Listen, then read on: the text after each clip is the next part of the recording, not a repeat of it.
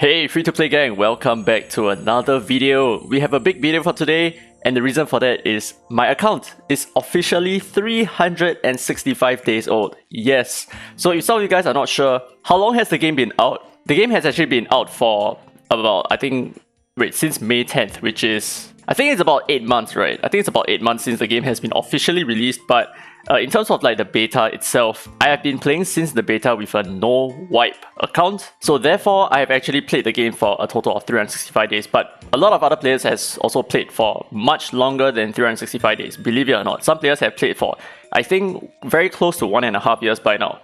Anyway, for today's video, I want to give you guys a quick rundown on what my account looks like after 365 days of full refills. So I've been refilling every single day, 10 times per day all the way. But to prove it to you, let's take a look at my daily login reward. And here we go, 365, and I got myself an epic ability mon. How cool is that, right? Everyone needs more epic ability mons. I definitely need more epic ability mons. Take a look at that, 54. I need 100. No, I don't. But anyway, let's take a look at the Atlas. Okay, so I want to show you guys my current Esper pool right now. So these are all the Espers that I have drawn, and as you can see, after 365 freaking days, right, I have not even drawn a single Shimmer Legendary. So it is not a meme, right? It is not a joke. I literally do not have a single Shimmer Legendary. And in fact, if you are talking about RNG, right, I've actually gotten one additional copy of Clara above my completely R6 Clara right now, which means that I've gotten so many copies of other Espers, including Clara itself, right? I overdosed on Clara, but yet at the same time I'm not able to get a single copy of the Shimmer Legendaries, which is insane. Okay, but anyway, for today's video, I want to give you guys a quick look at some of the relics that I have and just how far I've come from 365 days of just like fully refills. And you can kind of get an idea of what progression looks like in this game and how difficult it is to progress. Because I know a lot of you guys probably refill like at most 1 time per day, right? Just to get the refill for 60 Nexus Crystals. But I personally need to refill 10 times a day in order to create content. So for example, these are the stats of my donor and his almost fully skilled up as well, and here are the relics that I have on him. But this is just his PvE set, right? So this is not his PvP set. Probably not that interesting. And here are the stats of Gabrielle. So she's on the Zeus set right now with a DPS kit. So I think most of the endgame players right now, what they are trying to do is to push Gabrielle into more offensiveness because of her second skill. So this is kind of like the reason why she does so much damage, because yeah, she just scales like crazy with her speed, right? So giving her a lot of speed and giving her like the best case scenario is to have full crit rate and of course as much crit damage as possible. So you kind of just want to build her like a Sender, but she's a little bit more difficult to build because she kind of requires the Zeus set in some cases if you're using her for some of the harder PvE content in the game. Here's my Lucas. I don't really use him all that much unless I need to. So here are his stats. And here's the stats of Clara. So I have actually decreased the speed along the way because previously I gave her the will set. Not will set, oh my god. I gave her the immunity set, but now I changed it up to Avatara. So I feel like Avatara is still a little bit better for her in PvE content. And of course, you have to fully skill up her third skill, right? So I've actually fully skilled up her third skill and only one got into her first skill, which is pretty cool. So here are her stats, and she's running with like HP speed, I think. Yeah, HP speed. Kind of hard to build if you want to use her really well for PvE content, but honestly, you don't really need Ocean Waves. You can do it with Windwalker as well. And here are the stats of Everett. A lot of HP and a lot of crit damage, and I really like this kit. So this is the same kit that I'm using for my PvP setup as well. And as you can see, I'm not using Avatara on him. I am using just more HP. So I feel like just stacking him with a lot of HP is pretty good, especially since in PvP content, now we have a 35% HP bonus. So in PvP, he would have, I think, close to like 80,000 HP, something like that. If I include the HP lead as well. So you might want to max out his skills because of his third skill, right? The damage mitigation actually increases from 10% to 20%, which is very important. And you also kind of want to full resolve him, not only because it's so easy, but his R6 is actually really strong, right? So his Valhalla Guardian, which is his second skill, actually heals all allies instead of just healing himself, which is really nice to have. Now next we have Jin Yu Yao. Okay, so I also fully skilled her up, although I don't really use her all that much nowadays. I know I should be using her for PvP, but I kind of just use her for Dark Starlord and that's about it. So here are her stats, just a lot of speed, Avatara, and I think the best case scenario for her is probably Astral Witchcraft if you are using her for Dark Starlord. Primarily Dark Starlord. If you're using her for PvP, I think the Windwalker is pretty okay. Now next we have Tricky, so he has the same stuff, right? So all these support Espers, controller Espers, they kind of run the same. So they have a lot of speed, sometimes they need accuracy, sometimes they don't, but controllers, they definitely do need accuracy. And of course the Avatara. So the Zeus Avatara set has never left the Tricky at all, and he is also fully skilled up. And then now moving on to Elliot, who has no skill ups, but I don't think that he really needs skill ups in my opinion. So he's one of those espers that work really well without skill ups, especially when you have him at R6 as well, because his third skill will no longer miss or like get resisted at all. So it is always going to land its effect, which is amazing. So this is so powerful.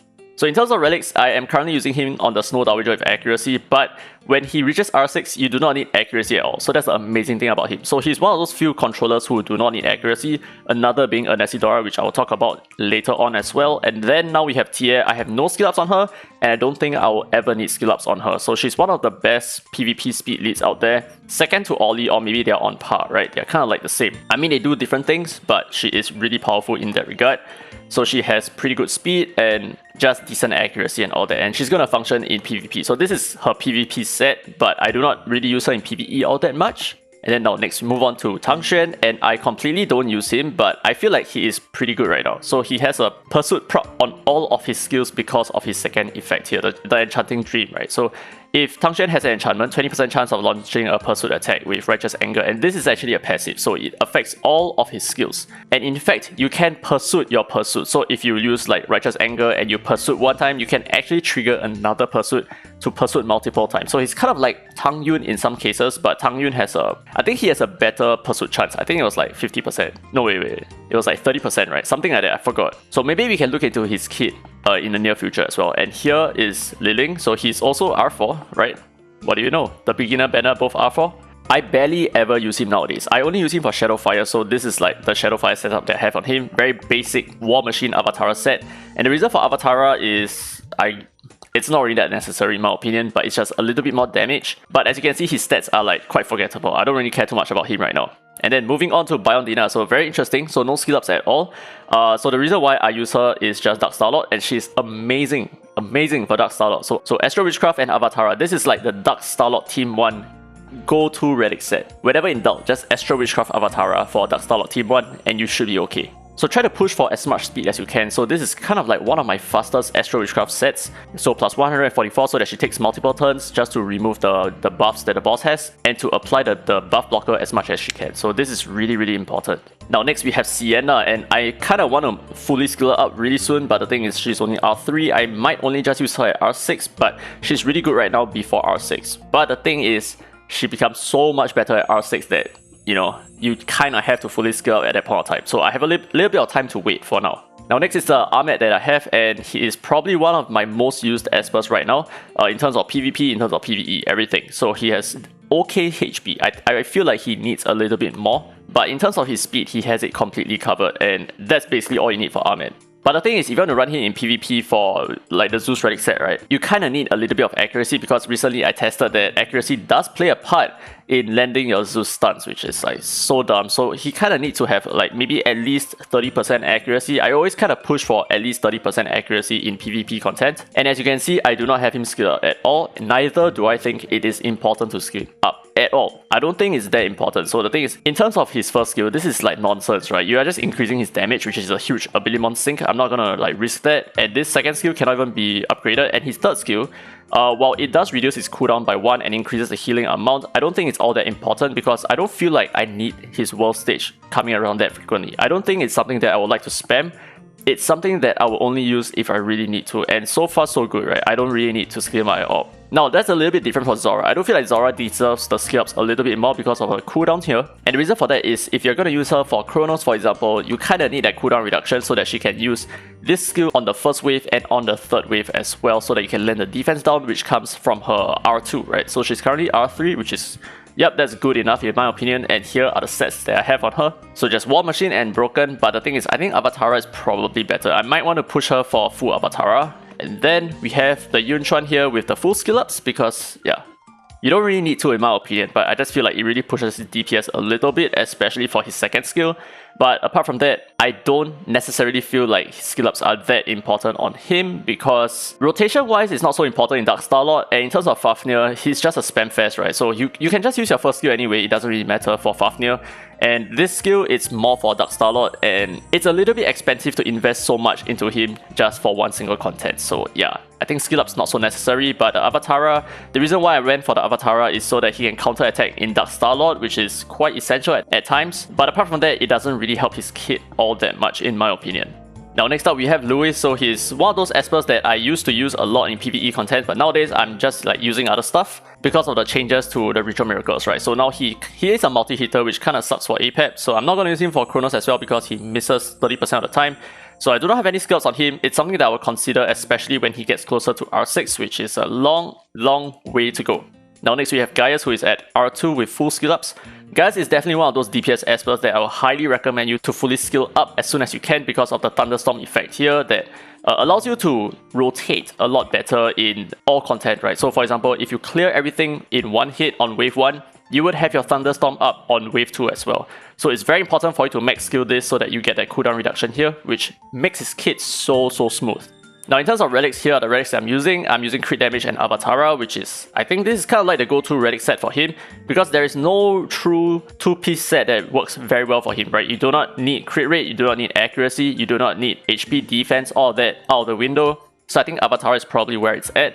And then now moving on to Ophelia. So this is like her PvE kit, which is mostly just Dark Starlord. I don't really use her much elsewhere, and I do not need skill ups on her at all because I feel like she just needs to throw her third skill, and most of the time in PvP that's more than enough. You do not need to reduce her cooldown, you do not really need to increase that damage by like, I think in total it's like less than 10% of her final damage, which is really not much, or maybe it's about 10% of her final damage, something like that. But the cooldown reduction, while nice and useful at times, it's not so important because I mainly use her in holo battles where you just need to take out one of the enemy espers and the game is pretty much done. Now in terms of her relics, here you go, this is like crit damage and crit rate, very nice, right? But the thing is, for PvP, I think it's better to run her with the immunity set, but then again, it really depends on whether you can accumulate some of the stats that is necessary. And as you can see, I do run her with a little bit of accuracy, which is very important in order to land the defense break that comes from the Butterfly Dreams here. And now we move on to Nama, which I do not touch at all. I might do a Nama showcase in the future with an R6 Nama, I am not so sure just yet, but in terms of his output, I feel like he requires so much just for him to work that it doesn't really make a lot of sense for me to use my Nama in, like, as opposed to just running something else that I can just auto very smoothly. So that's an awkward situation that I have with Nama right now, and here are the stats of height. I have no skill ups. I might not want to skill him up because that just increases his damage, which I really don't really care too much. And the reason why I don't really care too much is it's just so minor. I mean, it is an extra bit of damage for him that's gonna make him a little bit more scary as well, but am I really gonna invest so many skill ups just to make his damage a little bit more? Or should I just invest more into his relics, right? So that's kind of like the thought process for me right now. And in terms of relics, I am using him on the Hades Avatara set, which is very typical. But in PvP, I'm actually using a crit damage Avatara set. A little bit more different, but the reason for the drop of the Hades is so that I can focus my Armad's healing on him to give him 50 stacks a little bit early on. And it's also very important for you to have a 100% crit rate, which is obviously very difficult. And here we have Abigail, fully skilled up as well, plus 163 speed on an Ocean Wave set. So I think this is probably like my fastest Ocean Wave set, not my Clara's Ocean Wave set. I'm not too sure about that. But it's very important for her to be super speedy. And my PvP Abigail is a lot faster than 163. She's at like plus 200 plus. So in terms of skill ups, it is very important for you to get your Abigail up to max. So especially the Queen's Gift, because this increases the ally's AP push to 100%. And the cooldown reduction is not super important, but it does allow you to revive more frequently, because sometimes I do need to revive like 5 times per fight. Yeah, that does happen, okay, because she's super tanky and she's able to tank heights. So in the meantime, she's able to revive your other espers along the way, which is very important. And now moving on to Ashley, so I fully skilled her up as well. So this is one of those espers that I feel does pretty well with full skill ups because of the rotation that she has, especially her second skill as well, right? Cooldown of 3 turns, you're able to land a lot of stuns for PvE content, and at the same time you're able to rotate your attack down for Dark Starlord, which is quite important. And on top of that, right, just maxing out her third skill here allows her to throw the attack up a lot more frequently and allows her to cast it on wave 1 and wave 3 of, like, let's say Fafnir, for example, if you do use her for Fafnir. Now in terms of stats, here we go, we have a lot of attack, and I feel like the attack range being between 2.6 to 2.8 is probably where the sweet spot is at right now, because in terms of PvP, right, most players run espers with like 60,000 HP or something like that.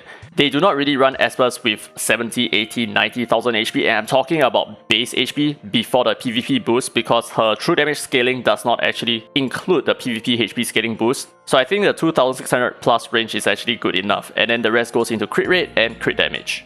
And then moving on, we have the Phantom Sisters. I don't use her that much unless I really need to, but in terms of AP reduction, I have better alternatives. So I do not really use her for any content, even though she has a really good speed lead, and the reason for that is because there are just better epics out there who rotate better with their skills, even taking into consideration full skill ups on her, which is something that I'll probably never ever do because of the speed up. I mean, come on, speed up, we have so many other espers, so many alternatives that gives us the required speed up, and this Tree of Destiny I don't think is really that good. Now moving on to Sally, I do not really use her all that much just yet because I feel like she's either a very early game esper in terms of like clearing content, or an extremely end game content where you have her at R6, which is really good for PvP. So I do not have her. I mean, I do have some ranks on her, but honestly I'm not really touching her all that much.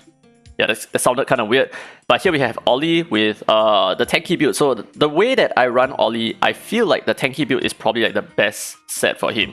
So I know I have the War Machine set on him, but the thing is there is no other like HP 4 set bonuses. So I have no choice but to run him on War Machine because I do not want him to have more speed as well. So I want him to have about plus 12 speed or something like that, just something really low, and the rest goes into HP. So he has a crit damage, HP set. You can run with defense as well, it works, but I feel like HP is just generally a little bit better for most content at least, because it's very easy for him to be sniped by like true damage or like defense ignoring skills, right? Bion Dina for example. So a lot of crit rate, a lot of crit damage, and just a lot of HP, and he's still gonna do like 200,000 damage anyway with the Seer and defense break, so that's where his damage comes from, just the HP scaling factor. Then next we have Brewster. I'm starting to use him a lot more, especially for Dark Starlord and some other content, and yeah, Temporal Tower 50. I think he excels a lot over there because he fully reduces the boss's AP with just one skill, which is very nice. And in terms of relics, I'm running him a little bit speedy with plus 114, and the rest goes into attack, crit rate, crit damage, and of course accuracy for the defense break and all that kind of good stuff. Now, Ife is probably one of the worst espers in the game right now because she is completely useless in most content except for Dark Starlord. But in terms of Ritual Miracles, she has no place whatsoever because APEP is immune and Chronos is also immune to poisons, at least for the current patch right now, 3.1.8. Then next we have Intisa here, so this is the set that I have on her for Chronos, so she has the Avatara set. So in terms of DPS, she's doing pretty fine, but in terms of like landing all the debuffs, that's where she shines the most. So in terms of Chronos, if you have trouble beating Chronos, I think that's why you would want to summon for Intisa, that's why you want to use her at all. So this skill is pretty good, it has defense down, it has attack down, this skill has miss rate up, which is perfect against Chronos. Now let's move on to the epic espers that I have. We're gonna go a little bit quicker for this one. So we have Esanath here with just a lot of speed. I mainly use her for Dark Starlord and maybe Temporal Tower and Infinity Tower. And here are the stats of Joser and I mean like the skills and all that. So he's currently on the Windwalker and an accuracy set. So just as much defense and like crit damage and crit rate. He's very useful for APEP right now. And Mona, I don't really touch her. Some people use her for the Shadow Fire, but I don't. And Jiangman, okay, so this Esper here very interesting, right? The thing is, I do not run her with Avatara anymore, and the reason for that is because it changes to the passive here. So take a look at this part. When taking a hit, if the attacker is afflicted with Nether Bloom, then counter attack with 100% chance. So the thing is, in most cases, you're gonna use your third skill, you're gonna land Nether Bloom on everyone, or in most cases, if you're using her in Temporal Tower, you're gonna be controlling her to land Nether Blooms onto other espers that do not have Nether Blooms. So I feel like in terms of Avatara, it's losing a little bit of value on her. I'd rather just give her like proper stat relics, either crit rate or accuracy, but I do feel like maybe crit rate is a little bit better because Nether Bloom will always land regardless of accuracy. Then now moving on to Celine, I kind of don't use her anymore. Yeah, I actually stripped her completely. So I don't even use her in the Desolate Lands anymore. And the reason for that is because I now use Meredith, which I think is a lot better in terms of rotation wise. But yes, she does provide the extra defense up. But the thing is, Meredith just brings so much more buffs, which is more helpful, I think. Then moving on to Kara, I only use her for Dark Starlord, obviously. So the set that I have on her is actually the Ocean Waves, which allows her to trigger her third skill a little bit more frequently. And it already has such a small cooldown of just 3 turns, right? So I feel like sometimes when it goes down to 2 turns, that is amazing. So in terms of stats, here you go, it's just like defensive, just like basic controller setup, right? And Ira as well, basic controller setup with a little bit more speed, and I only truly use her for Temporal Tower and Infinity Tower. Apart from that, probably not so much elsewhere. Now, Falcon, very interesting stuff. So I actually watched one of GG Easy's videos on how he used Falcon for Dark Starlord, and I love the way he functions for Dark Starlord. He is perfect for Dark Starlord. So take a look at his third skill here. This applies attack down and speed down at R6. Insane, dude. Such an important debuff that not only affects the boss, but it affects the the ads or the followers that the boss has as well, the Dark Starlord followers. So that reduces the incoming damage that you receive by a lot, and also the speed down is so freaking useful, right? And not only that, he also has a speed lead of 20%, which is very nice to have. And apart from that, obviously his Eye of Horus also counts as an extra debuff, which is something that can distract the left follower from like stripping your essential debuffs, like your attack down and speed down. You don't really want them to be stripped. Instead, this thing can act as some kind of buffer. Same goes for like bleeding stacks and poison stacks as well. Those are really good buffers. So in terms of relics, I'm just giving him a lot of speed, a lot of HP, and that's about it. You can choose to go with more damage, but the thing is, I feel like his damage scaling on his HP is really quite shit. Like 6% here and like 15% of his lost HP, that's like nonsense. So yeah, not so good. Now Louis, okay, so I do use him very infrequently nowadays. So I kind of use him a little bit in Dark Starlord. I kind of use him a little bit more in the Flow Runner, right? Just your Sonic Miracle. But here are his stats, pretty good stats in my opinion, right? Especially on an Astral Witchcraft set. But the thing is, I might want to recycle this set for someone else because this is very powerful. Oh, and one thing, all my epic espers are just fully skilled up. It's so easy for me to fully skill up epic espers nowadays that it just happens, right? So here are the stats of Fabrice, fully skilled up as well. Just make him very fast, a lot of HP, and that's about it. That's all he needs. So yeah, just Windwalker, and well, I guess the Avatar doesn't really matter all that much, but it is something extra, okay? Now next, Arcana, who cares, right? Sender. Okay, so here are the stats of Sender right now. He is a little bit slow. He's a lot slower than most people's Sender, but he has a full crit rate here. I do not really need him on full crit because I only use him on Apex right now. I do not use him in any other content, and the reason for that is because I have him on no accuracy. So he's just a pure damage dealer, which works really well for Apex right now, and as such with this setup, he loses value in other content, which is quite unfortunate because I feel like he's one of those really good espers to use in many other content. And as you can see, I needed the extra HP so that he survives a little bit better, so that also pushes him away from offensiveness into defensiveness. So not only is he not able to land his AP downs and stuns that frequently now, he is also not dealing as much damage as before. Now Alexa, I know some of you guys want me to run some tests on her, but I personally feel like she's quite shit, right? So her second skill is kind of shit. I mean, it does redistribute HP and it heals all allies, which is pretty decent for Dark Starlord in some cases, but honestly, I don't... She's just lacking so much right now. I mean, like, even the changes to her kit, I really am not a fan of. And then moving on to Hengre, I don't really touch her nowadays, although she is still really useful. So I think the Ocean Wave set is a lot better for her, especially if you're a new player. Ocean Waves on her in Chronos is insane. Now, you don't need the accuracy set. The reason why I have her on this is I think I was using her for Dark Starlord for a little bit. I think I was testing out stuff. But apart from that, I don't really touch her that much nowadays. Yes, exactly. That's exactly what I said. Now, next we have Loyan. I do not use him at all, so I'm actually going to go ahead and remove all the relics on him. I used to use him a lot to deal with heights because he reduced the HP of heights by 30%, right? It just fully chops off that 30% and it goes down to 50% as well, which is really helpful in helping new players get around heights early on. But nowadays there are just so many alternatives, right? Just Ophelia the hell out of heights. Or Lewis as well, right? I don't want to be racist. Now next we have Chloe. She is pretty decent. I use her in a couple of places. I use her in Shadowfire. I use her in Shadow Gale. I also use her in Dark Starlord. Yeah, I use her in quite a few of the important endgame places. So Ocean Wave is very important for the reason that I'm using her, right? So I need her to use her Fashion Sense at least twice in like those Desolate Land content. And that's the reason why she's on Ocean Waves. So just attack, crit rate, and crit damage, basically just like that, right? And a little bit of accuracy as well so that she can steal buffs, especially for Dark Starlord. Now next we have Catherine here. I use her nowhere. Yeah, I don't really use her at all. No, wait, no, I use her in Fafnir, I'm lying. So just a lot of speed so that she cleanses your team a little bit more efficiently. And I think that's about it. There's not a lot of value for her nowadays. Astral Witchcraft works as well. I think it works really well for a kid. You don't really need the Avatar at all. But, you know, either Windwalker or Astral Witchcraft. Both are good. Next we have Pritzker. So he's very useful for a lot of PvE content and PvP as well. I do see some players using him for PvP. So just run him with a lot of accuracy, a lot of HP, a lot of speed. Done. That's about it. Now next we have Renzi. I do not use him in PvP. I do not use him in PvE at all, so I'm just going to remove everything here. But I do feel like he has a lot of value in the current landscape where a lot of players are running Ophelia, right? So especially in Holo Battle, if you're running a height, it's a good idea to run height alongside your Renzi because the thing is Ophelia is not able to snipe the Renzi at the same time. So if she does bounce from height into your Renzi, nothing is going to happen. Your Renzi is just going to counter attack afterwards with a third skill, and that's going to be like GG, easy peasy. And I mean, of course, the reason for that is his second skill, which actually protects him for like 2 turns, right? Stand off for 2 turns, which is really helpful. Now next we have Long Mian. Okay, so I use him a lot in Temporal Tower, Infinity Tower, obviously. So a lot of speed, a lot of accuracy, and just, yeah, decent HP, right? So ideally, the 4th slot here, you want it to be accuracy because that makes building him a lot easier, but in my case, I think this setup is good enough. Now Lyn, I used to use her a little bit more for Dark Star Lord, but nowadays I just don't use her at all. I feel like she's lacking a little bit, or rather there are other espers that are just so much better right now. And then Dahlia, here are her stats. Yeah, her speed is actually really slow, and the reason for that is this is just my PvE set, and I don't really use her in PvP anyway. So she's built just as I need her to be built, and that is just for, I think, Shadow Gale. I think that's the only place that I use her right now. And then Black Twin, so he has like a DPS kit with a little bit higher speed. I do use him in Chronos at times, but right now I'm just using Intisa a little bit more. Oh my god, I'm losing my voice right now. Okay, so it's very important for you to fully skill him up so that he has a 3 turns cooldown here, which allows him to rotate a little bit more frequently for more crit rate up and more defense break, which is really nice. And to use him alongside the White Twin is insane. Such a powerful duo, right? Because he provides speed up to all allies for 2 turns.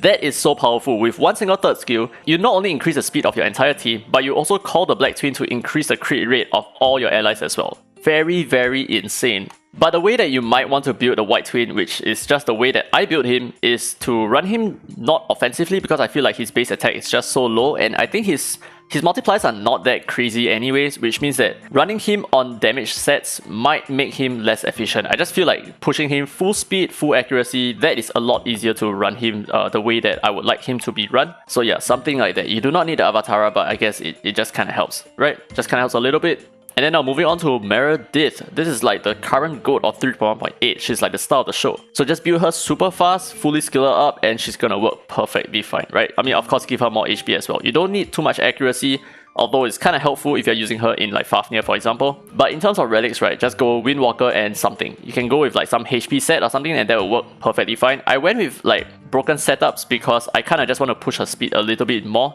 And oh my god, I realized I can just boost this further, right? Alright, there we go, a little bit more stats. Yeah, we got like low rolls, but okay, whatever, let's move on. Now next we have Stewart. I might want to do a showcase for him because I have an R6 as well, which means that one of his effects, right, is it Time Vortex or something like that? I can't remember what was the change. But anyway, we will visit it in the near future. And Xiao In, oh my god, he is so strong for Chronos. He's like the best Esper for Chronos right now. And the reason for that is very clear. He's just such a good AP reducer, right? He reduces up to 90% AP on his 3rd skill, and he reduces so much AP on his 2nd skill as well. He's just so impactful with his kit. And of course, on top of that, he also has a Captain ability that increases your attack by 30%. Very nice. So in terms of relics, just give War Machine and crit rate, and that's about it, right? He's just a standard DPS. I run him a little bit slower, which I do not recommend if you're not running the Gaius comp. If you're not sure what I'm talking about, go ahead and check out my Xiao In Esper review video, and you have an idea of what I'm talking about. But if you do not have a Gaius, you might want to run him a little bit faster so that he rotates more frequently. So maybe like plus 50 to plus 100 speed, something like that. Next up, we have Li Guang, also one of the big stars of the show right now. So she's really good in several content. She's really good in Shadow Gale, Shadow Stream, and Fafnir. And some players use her in Dark Star Lord as well. I don't really use her there. I don't really feel like she has a lot of value there. But she does strip buffs, which is quite useful at times, and she does push the AP. So the way you want to build her is just a lot of speed, a lot of crit. That's about it. Now, Odette. I am trying to use her a little bit more. So I've noticed one video by Esper King, I believe, on YouTube, where he used a lot of Odette, especially for some of the early game PvE content, like Chronos, for example. Yeah, I say early game, right? And the reason for that is because she has a perpetual, right? Okay, it's not really perpetual, it's definitely not perpetual, but she does reduce the attack and speed of enemy attackers, which is really nice, especially when she has that cold armor effect, which is, yeah, that's exactly why she is so good in these content. But I'm still messing around with her and figuring out whether she strives in certain content and whatever, right? But anyway, here's my Lyn Xiao. I just removed all her relics. I do not use her at all anymore, and the reason for that is because her defense break on the 3rd skill is actually kind of shit. It only has an 80% chance to proc speed down and defense down, which makes her not very ideal in my opinion in like most content, not even in Shadowfire, because you will need that 100% proc chance, which you're not going to get from Lyn Xiao. Instead, Zora has the 100% defense down, which is perfect for Shadowfire. That's why I'm not using Lyn Xiao. And in terms of other content, there is just no room for 80% defense down, I think. It is not so impactful. It is very effective for early gamers, but in terms of like endgame players, I don't think people use Lyn Xiao all that much nowadays. Now, Taylor is also a very unfortunate Esper for me because I used to use him a lot, but nowadays, you know, I'm just so lazy that I just run like a full auto team anyway, which takes a lot longer, but it just gets the job done. And then Nicole as well, she's one of those Espers that I will never ever touch until they kind of change up a kit a little bit, or unless I'm running Narmer, which I am not. And okay, Anesidora, so this is one of the important changes to her kit, right?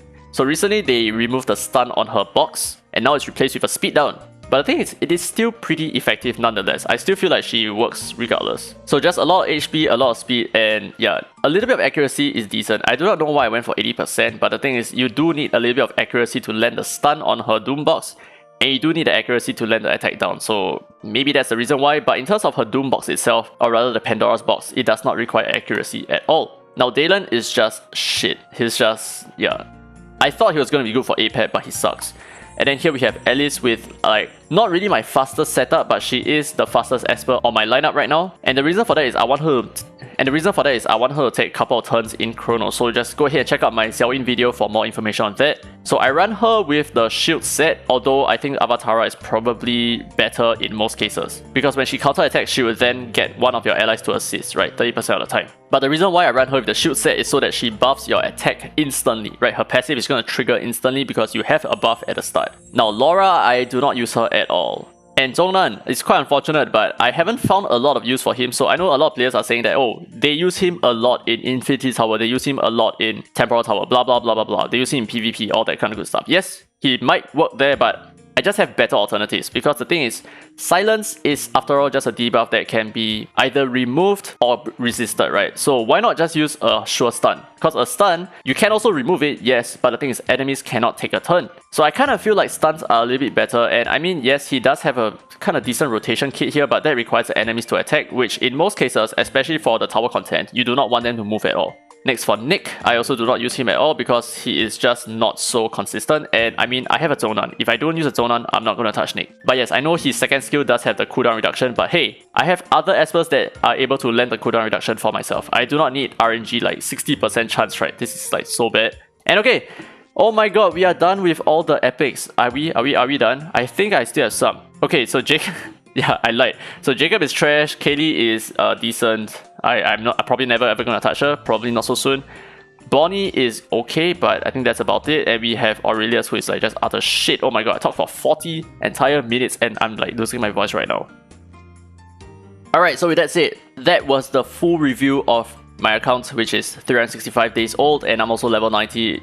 I'm probably gonna push to level 100 in like just a little bit of time. But anyway, leave your comments down below if you have any other questions, concerns, any queries that you have with regards to like Esper builds and all that. I know I had a spreadsheet that I just completely left it alone, and the reason for that is because I just feel like, oh my god, there's just so many changes here and there, and just it's so frustrating to just keep shifting your information around and around and around just to match with the current patch release. And due to the changes of everything, right, just ritual miracles and all that, a lot of Espers are losing their value in certain content, and that requires me to revamp the entire spreadsheet, which I don't think I'm gonna do it. I don't have the time for that. So it's kind of unfortunate. It was a really good project at the start, but I just feel like it fell off because of the direction that the game was headed. But anyway, if you have any questions at all, right, feel free to leave it down in the comment section below, and I hope you guys enjoyed today's content. If you did, don't forget to leave a thumbs up, it really helps the channel, and subscribe for more Dislyte content. Now with that said, this has been Derek Free to Play, and as always, I will see you in the next video.